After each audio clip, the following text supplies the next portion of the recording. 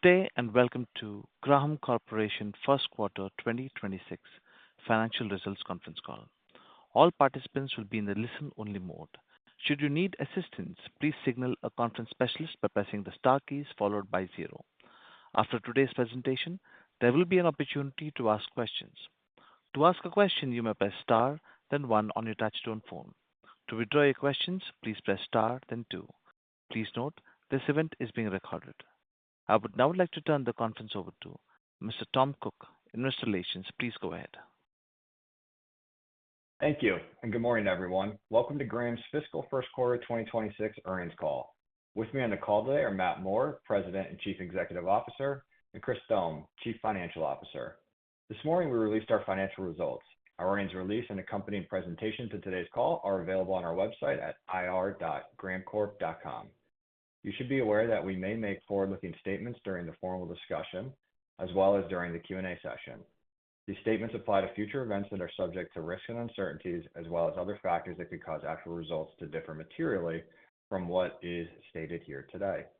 These risks and uncertainties and other factors are provided in the earnings release, as well as with other documents that are filed by the company with the Securities and Exchange Commission. You can find these documents on our website or at sec.gov.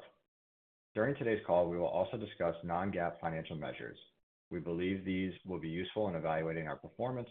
However, you should not consider the presentation of this additional information in isolation or as a substitute for results prepared in accordance with GAAP. We have provided reconciliations of non-GAAP measures with comparable GAAP measures in the tables that accompany today's release and slides. We also use key performance indicators to help gauge the progress and performance of the company. These key performance metrics are ROIC, orders, backlog, and book-to-bill ratio. These are operational measures, and a quantitative reconciliation of each is not required or provided. You can find a disclaimer regarding our use of KPIs at the back of today's presentation. So with that, if you'll please advance to slide 3, I'll turn it over to Matt to begin. Matt? Thank you, Tom. Good morning and welcome everyone to our first quarter fiscal year 2026 earnings call. I'm pleased with our strong results to start the fiscal 2026. Demonstrating the strength of our diversified product portfolio and strategic positioning. Revenue increased 11% to $55.5 million, reflecting continued performance across our key markets. This growth was driven by increased sales in our energy and process markets, particularly by refining, petrochemical, and new energy, along with strong aftermarket performance that was 33% higher than the prior year. Adjusted EBITDA increased 33% year over year to $6.8 million, or a 12.3% increase or percentage of sales. These results reflect our continued focus on operational excellence and exceptional commitment by our team. We also achieved a strong book-to-bill ratio of 2.3 times, driving our backlog to a company record of $482.9 million, a 22% increase over the prior year. This robust backlog provides excellent visibility into our business, with approximately 35 to 40% expected to convert to revenue over the next 12 months. On the defense side, we continue to see strong momentum with our U.S. Navy programs. We recently announced a $25.5 million follow-on order to produce mission-critical hardware for the Mk-48 Mod 7 heavyweight torpedo program in July. This is in addition to the $136.5 million follow-on contract we were awarded to support the U.S. Navy's Virginia-class submarine program. These awards reaffirm our position as a trusted supplier to the U.S. Navy and provide stable, recurring revenue streams, as well as strong visibility into our future revenue. I'm also pleased to remind you of our continued success in securing strategic partnerships and funding. In May, we announced a $2.2 million strategic investment from a key defense customer to advance our critical weld evaluation capabilities for the Columbia and Virginia-class submarine programs. Combined with Graham's $1.4 million contribution, this represents a total $3.6 million project investment. This latest funding adds to our strong track record of partner investments, which includes a substantial $13.5 million investment supporting our capacity expansion efforts, and a $2.1 million Blue Forge Alliance grant that enabled us to expand both our welder training programs and equipment capabilities. These strategic partnerships demonstrate the confidence our customers and partners have in our technology and market position. Moving to energy and process, we saw a favorable mix in the quarter across our diversified product portfolio, with aftermarket sales remaining robust and increased activity in our new energy side of the business. We are seeing a lot of momentum and opportunities in the small modular nuclear reactors and cryogenics, where we are seeing increased interest in our mission-critical technologies.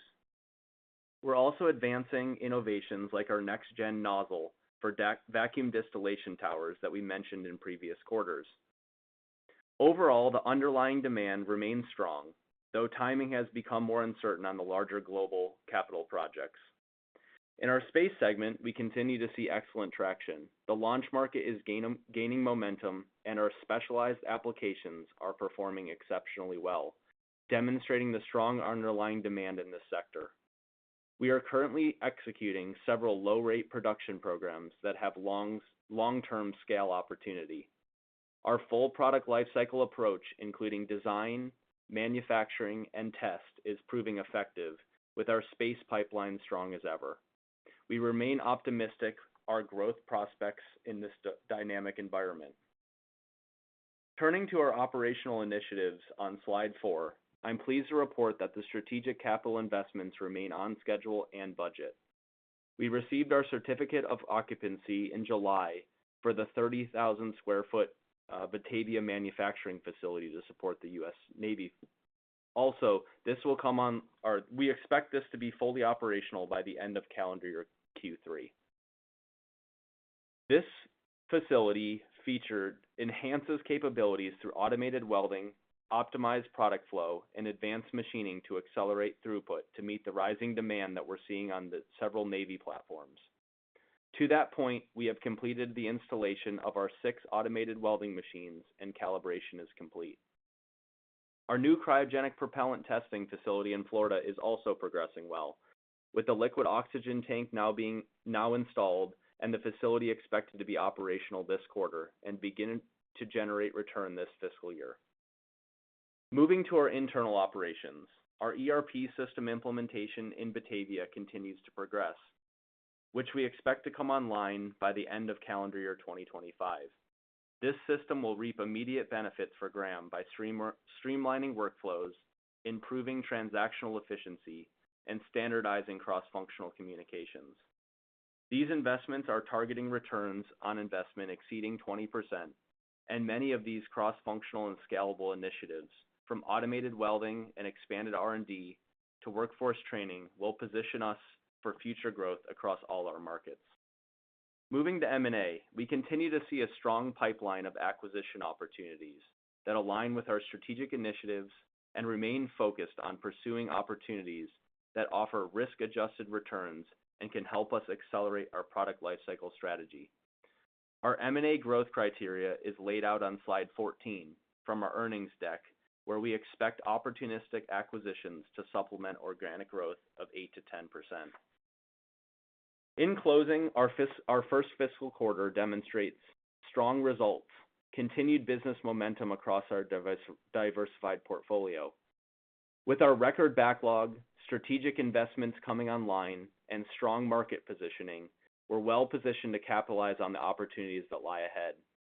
The foundation we built over the past several years is enabling us to deliver consistent results while positioning Graham to achieve sustainable long-term growth and our fiscal 2027 targets of 8 to 10% organic revenue growth per year, and low to mid-teen adjusted EBITDA margins as we transition from our improve phase to our growth phase. I am incredibly proud of the team we've built and our intense focus on winning together to deliver unparalleled solutions for our customers in new and exciting ways. We are just getting started. With that, I'll turn it over to Chris to review the financial results. Chris? Thanks, Matt, and good morning, everyone. I will begin my review of results on slide 5.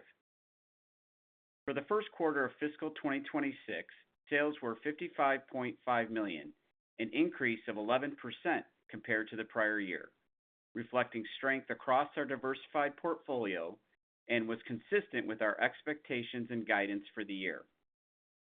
Sales to the energy and process market increased by $5.7 million, driven by commercial projects in chemical petrochemical, as well as momentum in new energy markets, including hydrogen and SMRs.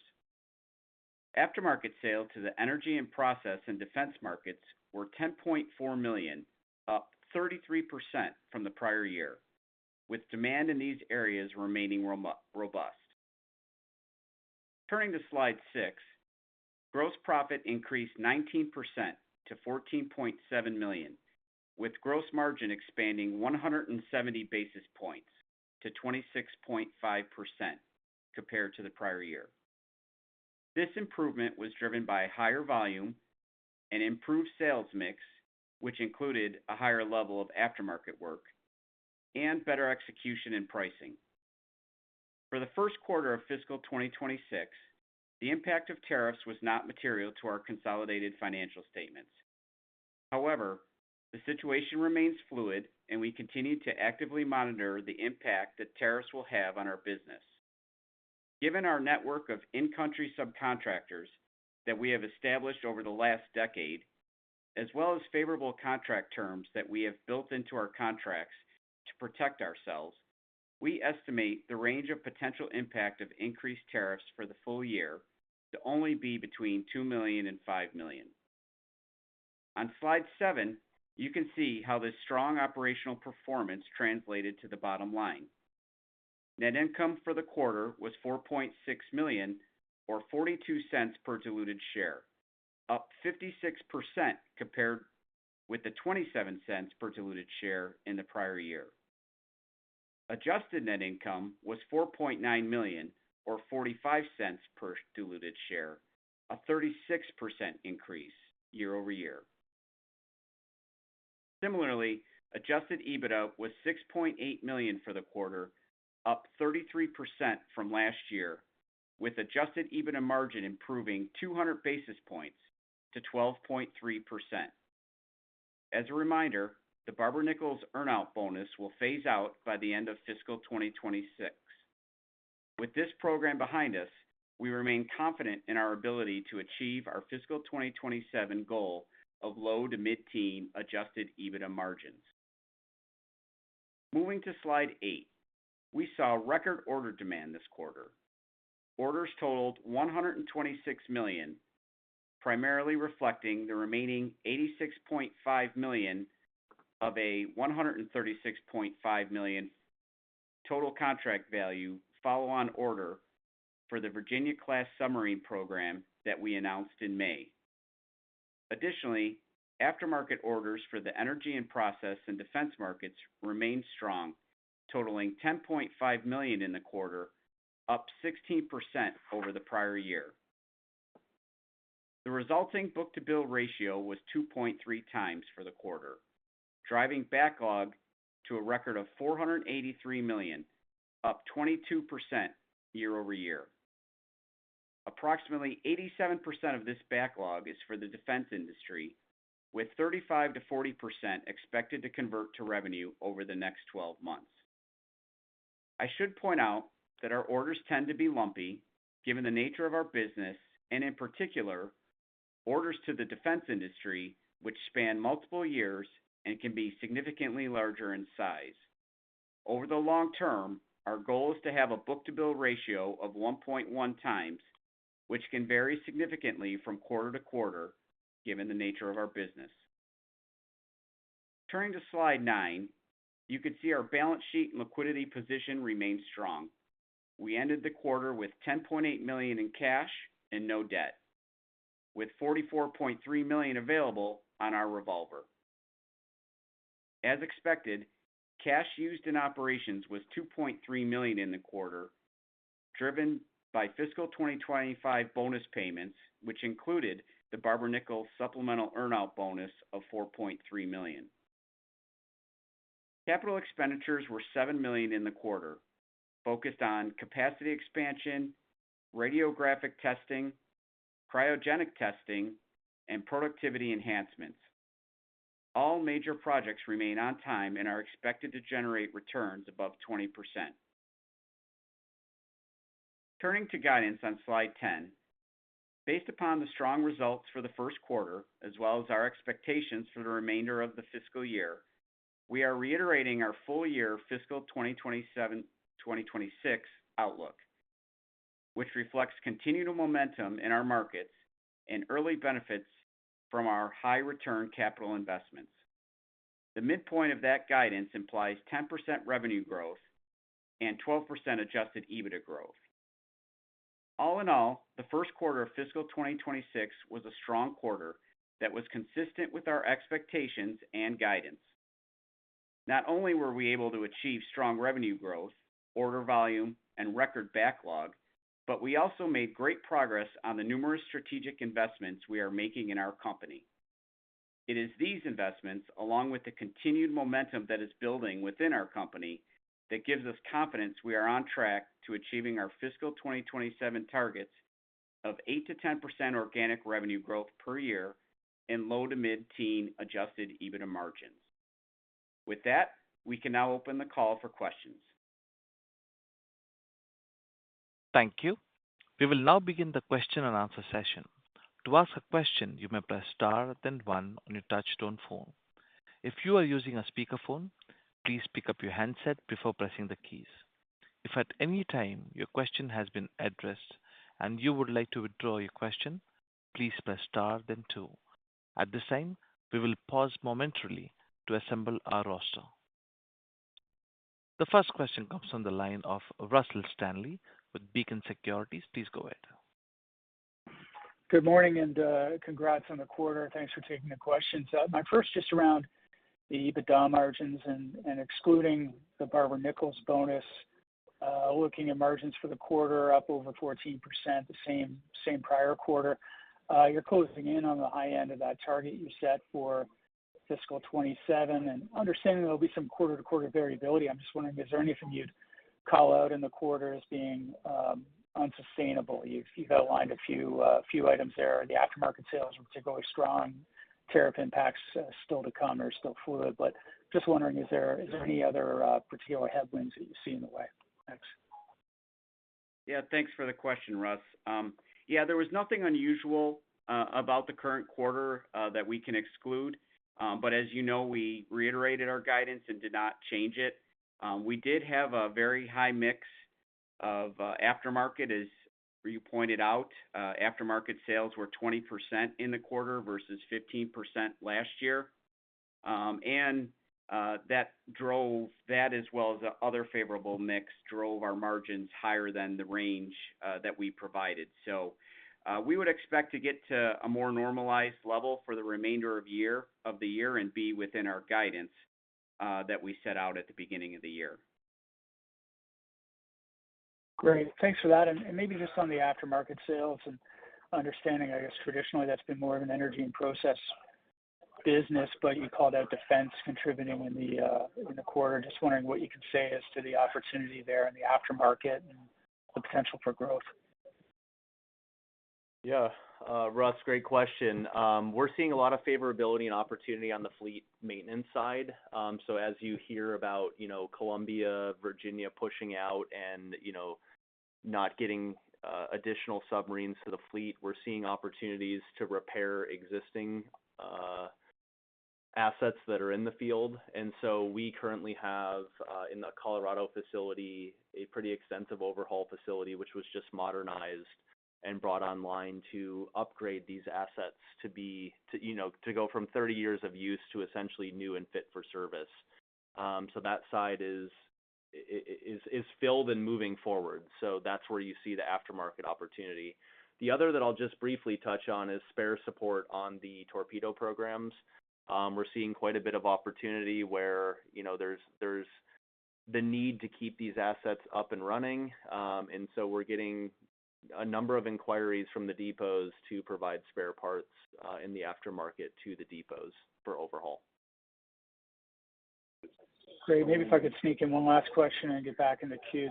The order you announced last week to support the torpedo program. I just wanted to clarify, did any of that land in orders for Q1, or does all of that fall into Q2? I ask given the way the big order at the end of May was split up. Thanks. Yep. No, Russ, that whole order will be in Q2. That was subsequent to quarter end that we definitized that, so it'll be in the second quarter. That's great. Thank you for the color. I'll get back in the queue. Thanks, Russ. Thank you. Next question comes from the line of Bobby Brooks with Northland Capital Markets. Please go ahead. Hey, good afternoon, guys. Thanks for taking my question. So you guys mentioned how you're seeing increasing momentum in small nuclear reactors. Could you maybe remind us what products you're providing to the space and maybe just expand a bit more to help sort of quantify that momentum? Yeah. So, Bobby, as you read, the small modular nuclear space is, ramping up. I'll say it's in the early development phases. We're starting to see Idaho National Lab start to bring back online the dome for testing for some of these. The scope that is being supplied by Graham, and specifically Barber-Nichols and P3, is in regards to the helium circulator and or molten salt pumps that are utilized on these small modular nuclear systems. Additional scope that long term we intend to supply would be the supercritical CO2 machine that converts the heat source to electrical on the backside of the process. With that being said, this is a slow ramp over the next, I would say, number of years, and we're in the very much the development phase, so it makes up a very small percentage of the business today.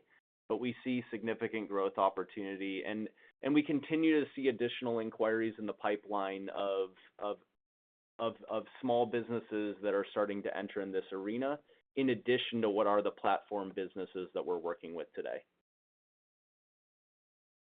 Awesome. Excellent color there. And then just circling back on gross margins, that was a key highlight for myself on the quarter, with the 26.5% being the highest level you guys have seen since taking over the business in 2021. Obviously, I feel like that's in part to several different margin enhancement initiatives you have going on, but was just curious if you could sort of rank order which initiatives were the largest benefit in the quarter, or maybe I'm overthinking it and it's just as simple as the higher aftermarket mix that you guys have called out. Yeah, Bobby, that would be the number one call out, would be the higher percentage of aftermarket business. Additionally, for the remainder of the year, we expect a higher level of material receipts, which typically carry a lower margin with them. So that could bring the margins down a little bit for the remainder of the year. Again, still feel very comfortable about our 24.5% to 25.5% guidance that we gave for the year. Got it. And then just kind of following up on that, obviously, your gross margins are unchanged, but I feel like is there some sort of shift that you're anticipating with less aftermarket sales going forward? Because I would assume that's probably the case, because you have a handful of other margin enhancement initiatives that are set to complete in your fiscal year 26. So maybe just help me understand the logic of not raising the gross margin guidance after these strong results. Sure. Well, as you know, one quarter doesn't make a year. So don't want to really move off guidance that we just gave a month ago. Aftermarket sales were up 33% in the quarter. So certainly we wouldn't expect that level of growth year over year to continue. And as I did mention, we do have some lower margin work that's going to be coming through our P&L later in the year, which would bring that down a little bit. Fair enough. Appreciate the color, guys. Thank you. I'll return to the queue. Thanks, Bobby. Thank you. Next question comes from the line of Joe Gomes with Noble Capital. Please go ahead. Good morning. Congrats on the quarter. Thanks, Joe. Thanks, Joe. I wanted to turn to the space segment for a minute, Matt. You talked about some excellent traction there. in some programs that are low rate that could potentially move to higher production levels. But if we look at the orders from that in that market and the backlog of the market, it's not showing, I guess, the level of excitement that seemed to be coming across from you. And just wondering if you could walk us through a little bit more, where you actually see that space market and when we could start to maybe see this really take off. Yeah. So I think a few things to characterize with the space market just in context for the conversation. So, we've had a dominant player in the United States for launch for the last number of years. We're starting to see some additional competitive launch opportunities come into the market, and you can sort of look at who those players are. With those next generation assets coming, the Barber-Nichols team and P3 team have some critical assets that are on board those rockets. With that being said, the additional aspect is once you get reliable launch capability, then you have the deploying of assets into space, like satellites and others. And so, Joe, I think there's a twofold thing. We're starting to see the low rate production materialize on some of the additional launch providers, which we have critical content on. So we're seeing some scale there, and I think we'll see it, continue to nurture through the pipeline. The other side that we're seeing is the what to do in space really picking up, and that's value based. That's as we mentioned, the oxygen fan for the astronaut backpack that we're working on. That's in its low rate infancy development phase, which is scaling. We're also seeing some satellite cooling systems scale. So we're in the early phases of the competitive platforms coming online for launch, and then they're launching assets that have rotating machines that are provided by both Barber-Nichols and P3. So a little bit long-winded to say we're seeing scale, but it's in the early phases still. And so, Joe, I think it's maybe a little preemptive. Also, what I'll say is, we're just bringing online, I announced the cryogenic facility and the liquid oxygen tank coming online. We're starting to see incredible interest for that facility, and two folds of it, exactly what we originally pitched, which is our customers coming to us saying, hey, look, can you test our assets in your facility? And two is, we'd like to move forward with you as the provider because you have this capability to validate your product. So we're seeing the two conversations unfold with respect to that facility. So give some color on space, but yes, a lot of traction and excitement. Okay, thanks for that. And on the given where you are on the facility, cryogenic facility, do you have any kind of sense of what that might start generating in revenue and when? Yeah, so I think we'll start talking about that probably next quarter. First and foremost is ensuring that the facility gets completed and is, of course, execution safe. So we're going through all the procedures now, all the protocols for safety, and then we'll actually start by testing one of our internal products that has already been validated through oxygen and hydrogen testing just to confirm consistent results. Once we deem safe, we are actively in conversations with customers today about starting to fill the backlog in that facility, and so we expect to disclose further in the next quarter. Okay, thanks. And one last one for me. A lot of growth here with a lot of large award announcements. Some of the details you provided today. Any kind of restrictions in terms of hiring of people that you're not finding the availability or the proper skills? Anything there that could limit the growth here in the near term? Yeah, thanks, Joe. I sound like a broken record here quarter after quarter, but our HR teams continue to do a great job recruiting. As you know, we have the welder training program, as well as other programs in place to bring people in. Our direct labor force was up 10% year over year. So at this point, we see great supply of workers, and I would say that the market for new employees has softened a little bit as well, so that helps us. Okay, great. Thanks. I'll pass it on. Thanks, Joe. Thank you.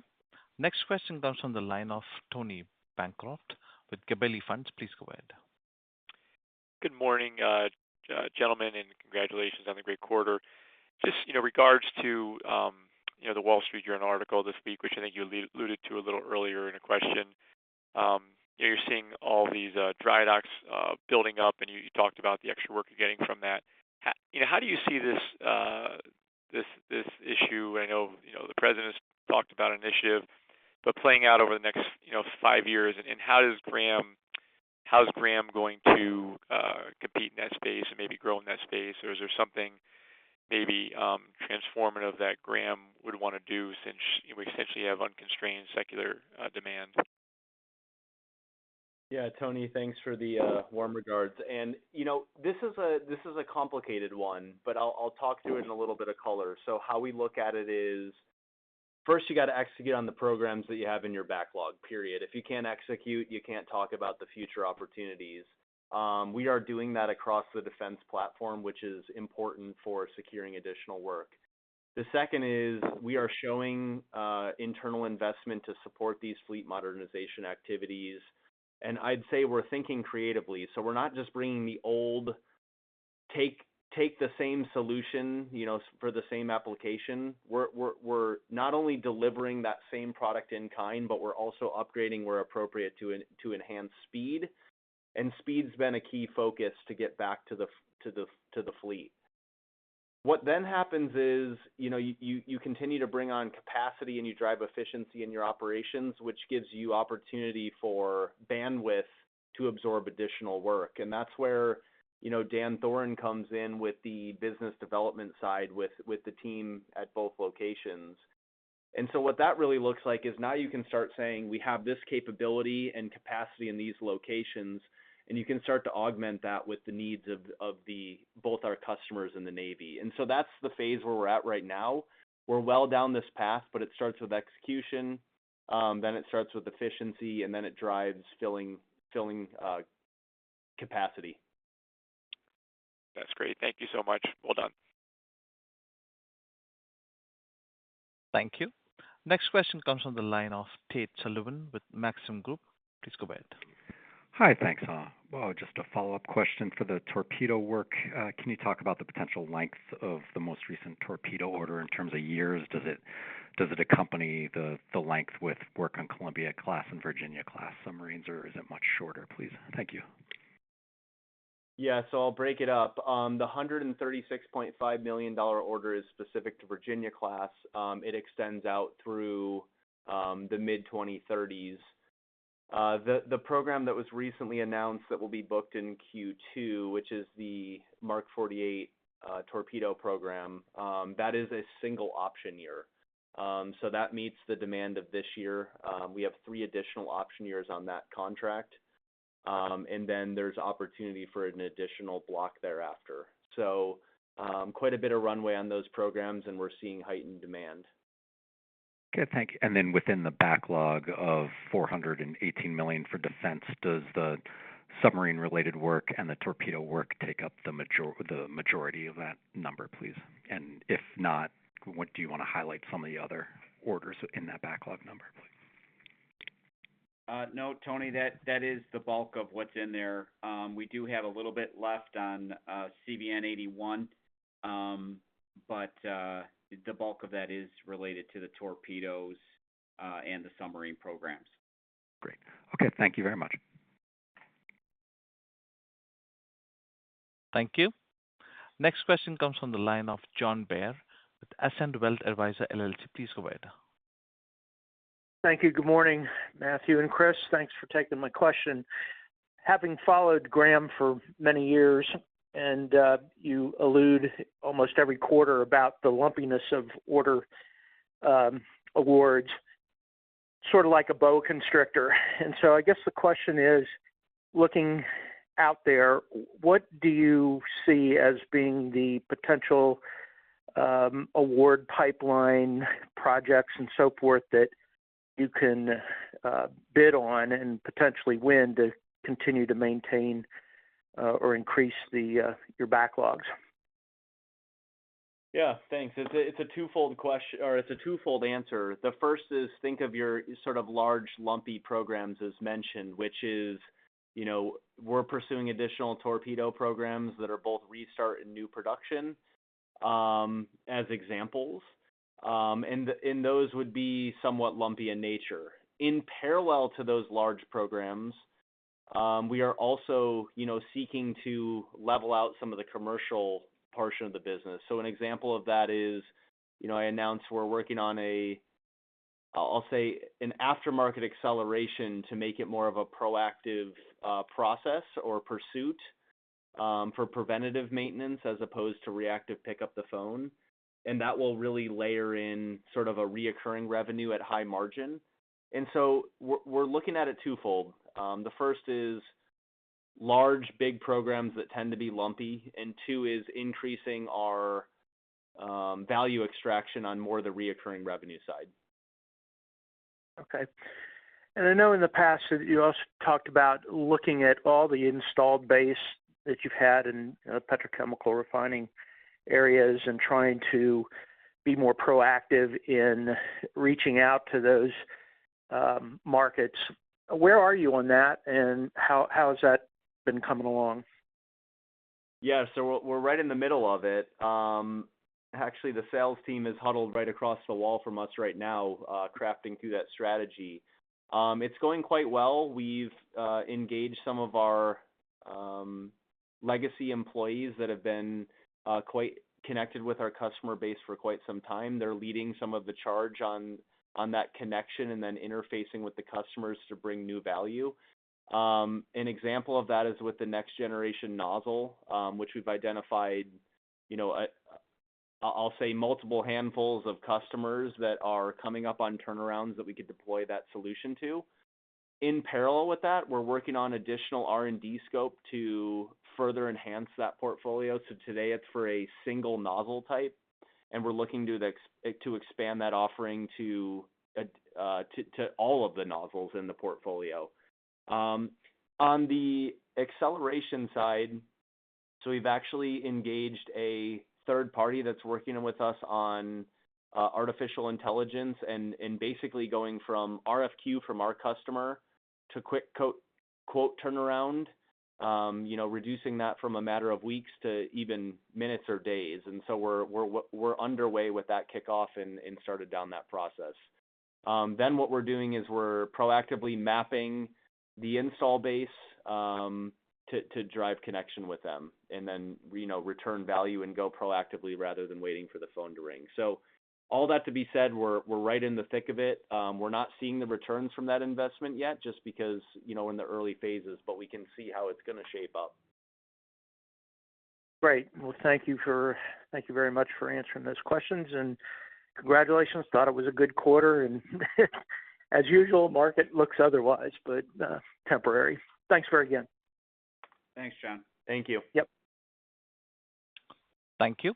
Next question comes from the line of Gary Schwab with Valley Forge Capital Management. Please go ahead. Yeah, good morning, and thanks for taking my question. Can you just put a little more color on the tariffs and that $2 to $5 million hit possibility, and if there's any way to partially mitigate some of that tariff through price adjustments? Yeah, sure. So a lot of that impact comes from, our purchasing of raw materials overseas. It also comes from selling to some of our foreign customers out from the U.S. But as I mentioned in my comments today, we have a extensive network of in-country manufacturing partners. So in order, to avoid some of those tariffs, we have them fulfill, I would say, the more commoditized portions of the orders, and we maintain manufacturing of the more IP-oriented natures of our projects. So additionally, we also have put into our contracts favorable Incoterms and equitable adjustment clauses that helps protect us from any kind of impact from the tariff. So as I mentioned in today's comments, the first quarter we didn't see a material impact, but we do continue to actively monitor the impact of tariffs as it's a fluid situation, as you know. Thank you. Next question comes from the line of Bobby Brooks with Northland Capital Markets. Please go ahead. Hey guys, just one follow-up for me. I just wanted to circle back. The business is growing excellently domestically, but I was just curious to hear about how you guys are thinking about growing the business internationally. Seems like that could be a really compelling opportunity. Maybe talk about what the strategy is now and possibly contrast that versus what it was maybe 2 or 3 years ago. Yeah, great question. It's evolving quickly. As you see, I'll sort of break it up into a few segments, Bobby. The first is, if you think about China, we were very much using China for a larger portfolio several years ago. Today, we're basically using China for China, and that's a strategy that we see moving forward. We have a large install base in China, and we expect that to continue with some of the pipeline, but we will supply that from China for China. Where we see a lot of opportunity and continued investment from our side is both in India for India, so a nationalistic approach in India. We've had a long-standing footprint there. We have a international director that's been in that business for about a year now, who's done a fantastic job scaling the team and creating critical supply connections. And we're looking to use India to serve a larger portion of the world as well with competitive pricing. And we're proving out that strategy now. So I think you can continue to see emphasis and growth with our international strategy. And today what we're seeing is there's been a lot of dormancy just in terms of orders. Haven't lost any, but also haven't booked any large. And we're starting to see that continue to progress forward, and we're seeing big jobs globally start to have some feet behind them, some momentum behind them. So I think we'll see those mature over the next quarter.